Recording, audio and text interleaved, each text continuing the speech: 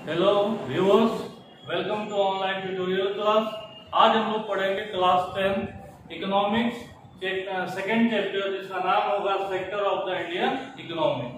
Sector of the Indian economy को समझने के लिए हम लोग छोटा सा एग्जांपल लेंगे कि जैसे अगर हम लोग को व्हीट से फ्लोर निकालना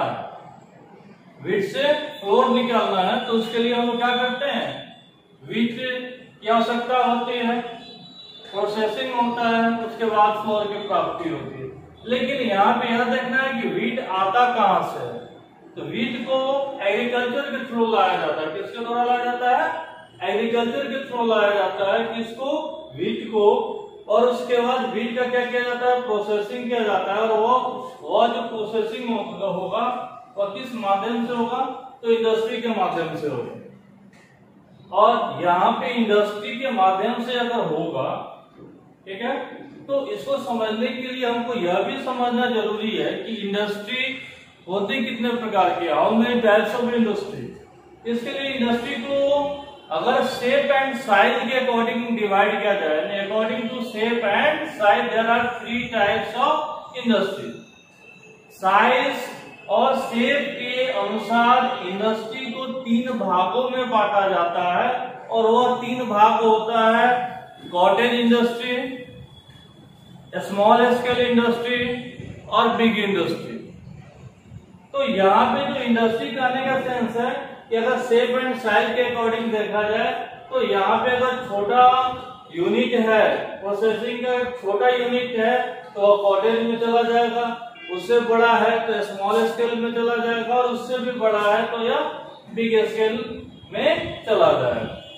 तो व्हीट एग्रीकल्चर से आता है, व्हीट का प्रोसेसिंग किए तो हमें क्या, किसकी प्राप्ति हुई? हमें फ्लोर की प्राप्ति हुई। एक चीज इकोनॉमिक्स में हम लोग इसको अच्छी तरीके से जानते हैं कि कोई भी प्रोडक्शन वर्क अगर किया जाता है, any type of production work, तो वह किसके लिए किया जाता है? वह कंज्यूमर के लिए किया जाता है। क्योंकि कंज्यूमर अगर उसको कंज्यूम नहीं करेगा तो फिर हमारा वो प्रोडक्शन करना बेकार हो जाएगा। तो कंज्यूमर तक पहुंचाने के लिए, यानी कंज्यूमर कहाँ जाते हैं? मार्केट जाते हैं। यानी मार्केट तक पहुंचाना इसको अनिवार्य होगा, क्योंकि जब तक हम इसको मार्केट में लेके नहीं जाएंगे तब तक इसका सेल नहीं होगा। और जब सेल नहीं होगा तो जिसके द्वारा प्रोसेसिंग किया गया है, जो मैन्युफैक्चरर है, उसको गेन की प्राप्ति नहीं होगी। तो उसको अगर गेन चाहिए तो उसका प्रोडक्ट कहाँ तक पहुंचना चाहिए?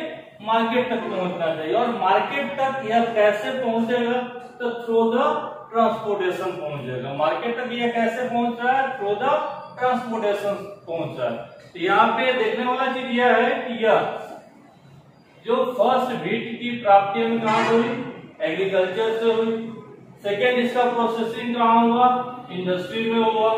और यह लोगों तक अवेलेबिलिटी कैसे पहुंच पाई? तो थ्रू द ट्रांसपोर्टेशन पहुंच गई। एग्रीकल्चर, इंडस्ट्री और ट्रांसपोर्टेशन। तो अब हम लोग इसको पढ़ेंगे कि how many types of Indian economy sector या सेक्टर ऑफ इंडियन इकोनॉमी कितने प्रकार के होते हैं, और उसके बारे में अभी हम लोग देखेंगे।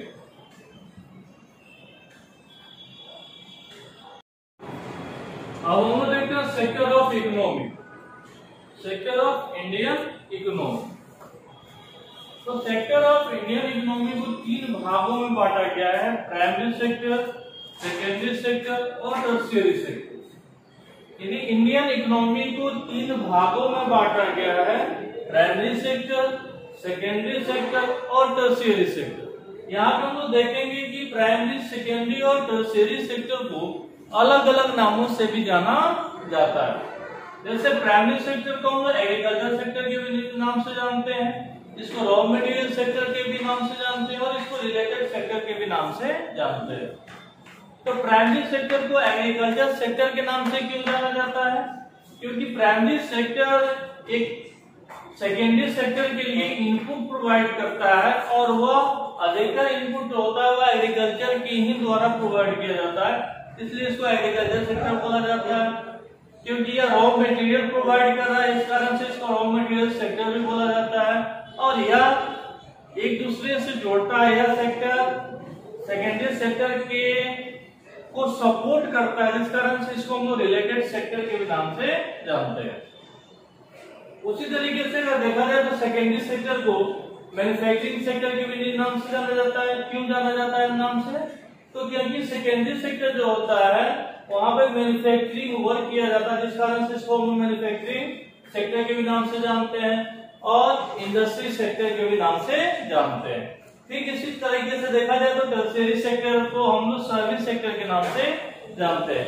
यानी टर्शियरी सेक्टर में एक महत्वपूर्ण जो सेक्टर है उसको हम लोग सर्विस सेक्टर के नाम से जानते हैं। और सर्विस सेक्टर एक महत्वपूर्ण रोल प्ले करता है इंडियन इकोनॉमी में। अगर हम इसका जब कंपेरिजन पढ़ेंगे प्राइमरी, सेकेंडरी और टर्शियरी का, तो देखा जाएगा कि लोगों का इन्वॉल्वमेंट पहले प्राइमरी में ज्यादा हुआ करता था और आज देखा जाएगा तो आज टर्शियरी सेक्टर में अधिक मात्रा में पाए जाते हैं। इस कारण से यहाँ यह कहा जा सकता है कि इस सेक्टर इज मोस्ट इम्पोर्टेंट। प्रत्येक सेक्टर क्या है? बहुत ही महत्वपूर्ण है। If any one crash then economy will be crash. अगर इनमें से कोई एक भी क्रैश हो जाता है तो इकोनॉमी क्या हो जाएगा? क्रैश हो जाएगा। इसको हम लोग टेम्पो के भी रूप में समझ सकते हैं। जैसे जो 3 व्हीलर होता है उसमें 3 चक्के होते हैं। यहाँ पे भी देखा जाए फर्स्ट व्हील, सेकेंड व्हील और थर्ड व्हील, यानी 1 चक्का, 2 चक्का और 3 चक्का। अगर टेम्पो यानी 3 व्हीलर के 3 चक्का में से कोई एक चक्का अगर खराब हो जाए या वह निकल जाए तो क्या वो टेम्पो चल पाएगा? नहीं चल पाएगा। उसी प्रकार से इसमें से इन तीनों सेक्टर में से कोई एक भी सेक्टर अगर वर्क नहीं करता है, वह क्रैश हो जाता है, फिर इसका डायरेक्ट इफेक्ट किस पे आएगा? हमारे इकोनॉमी पे आएगा और हमारा इकोनॉमी वहीं पे क्रैश हो जाएगा। अब हम लोग पढ़ते हैं एक्टिविटी ऑफ प्राइमरी सेक्टर। यानी प्राइमरी सेक्टर में किस प्रकार की एक्टिविटी को किया जाता है। तो प्राइमरी सेक्टर को जैसे कि पहले हम लोग पढ़ चुके हैं और पूरी तरीके से एग्रीकल्चर सेक्टर के रूप में जाना जाता है। और इस एग्रीकल्चर सेक्टर को यहाँ पे सेक्टर से मतलब नहीं, यहाँ पे किससे मतलब है? एग्रीकल्चर से। यानी एक्टिविटी ऑफ प्राइमरी सेक्टर में क्या आता है? एग्रीकल्चर आता है। और इस एग्रीकल्चर को 2 भागों में बांटा जाता है। 2 प्रमुख एक्टिविटी इस एरिया में होता है, जिसको पहला फार्म एक्टिविटी होता है, दूसरा नॉन फार्म एक्टिविटी होता है। पहला जो होता है फार्म एक्टिविटी होता है, जैसे कि नाम से ही पता चल जाता है, यानी यहाँ पे कल्टीवेशन किया जाता है और यहाँ पे मेनली जो होता है ग्रोइंग और हार्वेस्टिंग ऑफ क्रॉप्स किया जाता है। और ये ग्रोइंग और हार्वेस्टिंग जो आता है वो किसके अंतर्गत आता है? फार्म एक्टिविटी के अंतर्गत आता है। उसी प्रकार से अगर देखा जाए तो नॉन फार्म एक्टिविटी के अंतर्गत क्या आता है? तो इसमें वह सारे एक्टिविटी आते हैं जो ग्रोइंग और हार्वेस्टिंग से रिलेटेड नहीं हो, लेकिन वह एग्रीकल्चर से रिलेटेड रहते हैं। जैसे फिशिंग, डेयरी, फॉरेस्ट्री, ईडीसी, यानी इसका दिया हुआ कि इसमें बोटिंग भी आ सकता है, पोल्ट्री फार्म भी आ सकता है। वह सारे एक्टिविटी जो होंगे वह किसके अंतर्गत आएंगे? वह सारे नॉन फार्म एक्टिविटी के अंतर्गत आएंगे। इसके बाद यहाँ पे दिया गया है कि primary is fully dependent on natural resource. यानी प्राइमरी सेक्टर जो है वो पूरी प्रकार से इस पे निर्भर है। डिपेंडेंसी किस पे है प्राइमरी सेक्टर का? तो वो नेचुरल रिसोर्स पे। और जैसा कि हम लोग नेचुरल रिसोर्स के बारे में जानते हैं कि वह फ्री ऑफ कॉस्ट गिफ्ट होता है, जो किसके द्वारा दिया जाता है? नेचर के द्वारा प्रोवाइड किया जाता है। अभी हम लोग इसके बाद पढ़ेंगे प्राइमरी सेक्टर से रिलेटेड कुछ क्वेश्चन को, जो अभी हम लोग देखेंगे। यहाँ पे अब हम लोग एक क्वेश्चन देखेंगे, what is primary sector and why. यानी प्राइमरी सेक्टर क्या है और क्यों इसे प्राइमरी सेक्टर कहा जाता है। Why primary sector known as agriculture raw material and related sector. Primary sector को एग्रीकल्चर, रॉ मटेरियल और रिलेटेड सेक्टर के नाम से क्यों जाना जाता है? तो यहाँ पर हम लोग शुरू करते हैं प्राइमरी सेक्टर से। Primary sector, the activity is based directly on natural resource. यह प्राइमरी सेक्टर जो होता है, इसमें जो भी एक्टिविटीज होते हैं वो पूरी तरीके से आधारित होते हैं, और वो पूरी तरीके से आधारित किस पे होते हैं? नेचुरल रिसोर्स पे हुआ करते हैं, जिस कारण से इसे किस नाम से जाना जाता है? प्राइमरी सेक्टर के नाम से जाना जाता है। Because it forms the base for all other products, क्योंकि यह प्राइमरी सेक्टर जो होता है वो दूसरे जितने भी प्रोडक्ट होते हैं उसके लिए बेस प्रोवाइड करता है। सेकेंड क्वेश्चन का आंसर हो गया। थर्ड में ये तो दिया है कि most of natural products we get from agriculture. अधिकतर जो भी प्रोडक्ट हुआ करते हैं, जो नेचुरल प्रोडक्ट हुआ करते हैं, वो किसके थ्रू प्राप्त होते हैं? तो through the agriculture, through the dairy, through the fishing, through the forestry. इसके बाद हम लोग यहाँ पे देखते हैं कि so this sector is also called agriculture, raw material and related sector. इस कारण से हम लोग प्राइमरी सेक्टर को क्या बोलते हैं? एग्रीकल्चर सेक्टर भी बोलते हैं, रॉ मटेरियल सेक्टर भी बोलते हैं, और रिलेटेड सेक्टर के भी नाम से जानते हैं। अब हम लोग पढ़ेंगे कि व्हाट इज सेकेंडरी सेक्टर। यहाँ पे हम लोग देखते हैं कि सेकेंडरी सेक्टर होता क्या है? What is secondary sector?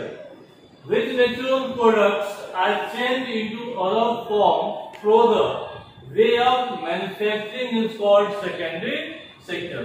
तो secondary sector हम किसे कह सकते हैं? तो वह सेक्टर जिसमें नेचुरल प्रोडक्ट जो है एज ए रॉ मटेरियल प्रयोग हो, और वहां पे किस एक्टिविटी को किया जाएगा? तो वहां पे मैन्युफैक्चरिंग एक्टिविटी को किया जाएगा। तो उस सेक्टर को हम लोग सेकेंडरी सेक्टर के रूप में जानते हैं, सेकेंडरी सेक्टर को हम कह सकते हैं। तो सेकेंडरी सेक्टर को रन कराने के लिए जो महत्वपूर्ण एलिमेंट होता है वह होता है रॉ मटेरियल। सेकेंडरी सेक्टर को रन कराने के लिए जो महत्वपूर्ण एलिमेंट होता है वह होता है रॉ मटेरियल। और रॉ मटेरियल किस फॉर्म में आता है? तो नेचुरल प्रोडक्ट के रूप में आता है। और यहाँ पे नेचुरल प्रोडक्ट के रूप में यह कहां से आ रहा है? तो यह प्राइमरी सेक्टर से आ रहा है। कहां से आ रहा है? प्राइमरी सेक्टर से आ रहा है। और यहाँ पे नेचुरल प्रोडक्ट जो होगा वो क्या होगा? चेंज होगा। किस फॉर्म में चेंज होगा? तो वह एक यूजफुल गुड्स के रूप में चेंज होगा। लेकिन कहां पे चेंज होगा? तो वह मैन्युफैक्चरिंग यूनिट में चेंज होगा, यानी through the processing we can change natural product to as a useful product. और वह चेंजिंग जो होगा वह कहां से होगा? तो वह थ्रू द सेकेंडरी सेक्टर होगा। यहाँ पे फॉर एग्जाम्पल हम लोग देख सकते हैं, जैसे हम लोग कॉटन क्लॉथ को पहनते हैं, तो कॉटन क्लॉथ के लिए क्या जरूरी है? कॉटन फाइबर की आवश्यकता है। और यह कॉटन फाइबर की प्राप्ति कैसे होती है? तो कॉटन फाइबर की प्राप्ति हम लोग कॉटन प्लांट के माध्यम से करते हैं। और ये कॉटन प्लांट कहाँ प्राप्त होता है? तो कॉटन प्लांट हमारा प्राइमरी सेक्टर में होता है, यानी एग्रीकल्चर सेक्टर में होता है। वहां से इसको क्या मिला? कॉटन फाइबर मिला। और यह कॉटन फाइबर इसके लिए क्या है? सेकेंडरी सेक्टर के लिए रॉ मटेरियल। कॉटन फाइबर क्या है? तो कॉटन क्लॉथ का रॉ मटेरियल क्या है? कॉटन फाइबर है। और ये कॉटन फाइबर कहां से प्राप्त हो रहा है? कॉटन प्लांट से प्राप्त हो रहा है, यानी प्राइमरी सेक्टर से प्राप्त हो रहा है। क्या प्राप्त हो रहा है? तो रॉ मटेरियल प्राप्त हो रहा है। किसका रॉ मटेरियल प्राप्त हो रहा है? तो कॉटन क्लॉथ का रॉ मटेरियल प्राप्त हो रहा है, जिसको हम किस नाम से जानते हैं? कॉटन फाइबर के नाम से जानते हैं। और इस फाइबर को क्या किया जाता है? स्पिन करके यार्न में बदल दिया जाता है। और यार्न में बदलने के बाद में जब धागा तैयार हो जाता है तो उसको वेवर के द्वारा वेविंग किया जाता है। और वेविंग के बाद क्लॉथ को तैयार कर लिया जाता है। ठीक इसी प्रकार अगर देखा जाए तो शुगर और गुड़, यहाँ पे ऐसा नहीं है कि शुगर केन को काट के रख देंगे तो वह चीनी में कन्वर्ट हो जाएगा या गुड़ में कन्वर्ट हो जाएगा। वह एज यूजुअल कन्वर्ट नहीं हो सकता है, उसके लिए हमें प्रोसेसिंग करनी होगी। और यह शुगर केन, शुगर इंडस्ट्री का क्या होगा, रॉ मटेरियल होगा, जिससे किसकी प्राप्ति होगी, शुगर या गुड़ की प्राप्ति होगी। और थ्रू द प्रोसेसिंग, और क्योंकि यह थ्रू द प्रोसेसिंग हो रहा है तो यह किसके अंतर्गत आ जाता है, सेकेंडरी सेक्टर के अंतर्गत आ जाता है। और प्रोसेसिंग होने के बाद एक यूजफुल गुड्स के रूप में हमें प्राप्त होता है। उसी प्रकार हम लोग ब्रिक्स के बारे में भी देख सकते हैं। इसके बाद अब हम लोग देखेंगे टर्शियरी सेक्टर के बारे में कि यह टर्शियरी सेक्टर होता क्या है। सेकेंडरी सेक्टर के बाद अब हम लोग पढ़ेंगे टर्शियरी सेक्टर के बारे में। तो यहाँ पे क्या है tertiary sector, what is tertiary sector? Tertiary sector is also called service sector. Tertiary sector को हम लोग किस नाम से जानते हैं, सर्विस सेक्टर के नाम से जानते हैं। यानी टर्शियरी सेक्टर जो होता है वह सर्विस प्रोवाइडर सेक्टर के भी नाम से जाना जाता है। यानी टर्शियरी सेक्टर जो होता है लोगों तक सर्विस को पहुंचाया करता है, इसलिए इसे सर्विस प्रोवाइडिंग सेक्टर के भी नाम से हम लोग जानते हैं। The service sector consists of the production of service instead of end product। यानी जब प्रोडक्शन का जो लास्ट स्टेज होता है और जब वह एक फाइनल इन प्रोडक्ट के रूप में आता है, यानी फाइनल जब वह प्रोडक्ट के रूप में आता है तो इस प्रोडक्ट को लोगों तक पहुंचाने का काम किसके द्वारा किया जाता है, टर्शियरी सेक्टर के द्वारा किया जाता है। यानी प्रोडक्ट थ्रू द सर्विस लोगों तक पहुंच पाता है, और वह पहुंचता कैसे है, तो वह टर्शियरी सेक्टर के माध्यम से पहुंचता है। जैसे बैंकिंग हो गया, ट्रांसपोर्टेशन हो गया, पोस्ट ऑफिस हो गया इत्यादि। यानी बैंक में रुपया जमा कराते हैं या फिर हम लोग निकासी कराते हैं। यानी कैश या तो डिपॉजिट होता है या फिर कैश विड्रॉल होता है। लोगों की लोन की आवश्यकता होती है तो बैंक के द्वारा लोन प्रोवाइड किया जाता है और लोन का कलेक्शन भी किया जाता है। तो यहाँ पे बैंक के द्वारा क्या किया जा रहा है, लोगों के लिए सर्विस प्रोवाइड किया जा रहा है। उसी प्रकार ट्रांसपोर्टेशन, अगर हमें एक जगह से दूसरी जगह तक जाना है तो through the means of transport जो होगा वो अलग अलग हो सकता है, और वह हम लोगों को क्या देता है, वह हम लोगों को सर्विस प्रोवाइड करता है और उसके अगेंस्ट में हम लोग उसको क्या करते हैं, पे करते हैं, भुगतान करते हैं। उसी प्रकार पोस्ट ऑफिस हो गया इत्यादि। इसके बाद हम लोग थोड़ा सा पीछे चलते हैं, जो हम लोग सेकेंडरी सेक्टर पढ़े थे उसके बारे में एक क्वेश्चन यहाँ पे जनरेट हो सकता है, why secondary sector known as industry sector. Secondary sector को हम लोग इंडस्ट्री सेक्टर के रूप में क्यों जानते हैं, तो secondary sector gradually became associate with different kind of industry. Secondary sector जो होता है वह खासकर विभिन्न प्रकार के एसोसिएट से जुड़ा हुआ होता है, और वह एसोसिएट किसका होता है, तो इंडस्ट्री के एसोसिएट हुआ करते हैं। जब हम इस चैप्टर का शुरुआत कर रहे थे तो उसी समय वहां पे आपको बताया गया था कि इंडस्ट्री के बारे में, और इंडस्ट्री को जो बांटा गया था वह उसका मेन जो कारण था वह उसका शेप और साइज के अकॉर्डिंग बांटा गया था।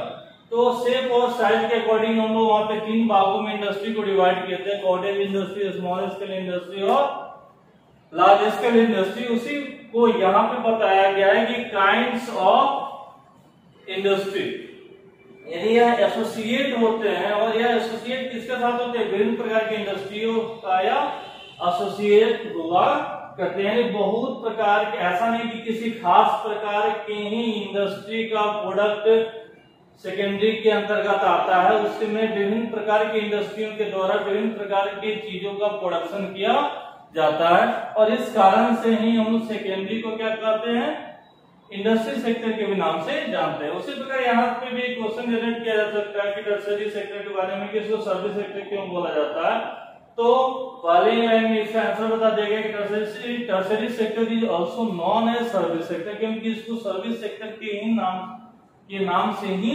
जाना जाता है। क्यों? क्योंकि यह एक सर्विस प्रोवाइडिंग सेक्टर के रूप में टर्शियरी को जाना जाता है। तो यह था हमारा फर्स्ट पार्ट। इसका सेकंड पार्ट हम लोग नेक्स्ट वीडियो में देखेंगे।